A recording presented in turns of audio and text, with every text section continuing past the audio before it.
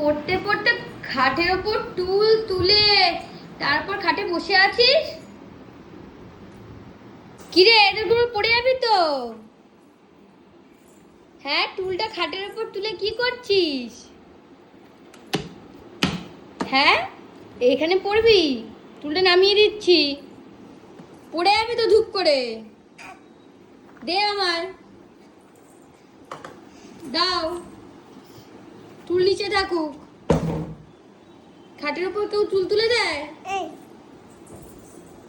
কেউ নিচে নামতে হবে। চাদর পুরো টেনে নিচে নেমে গেল। তোর থেকে সাইজে টুলটা বড় হয়ে গেছে, জানিস তো। এই যে উঠবে। একটুখানি টুলটা যদি সামনে থাকে, ব্যাস।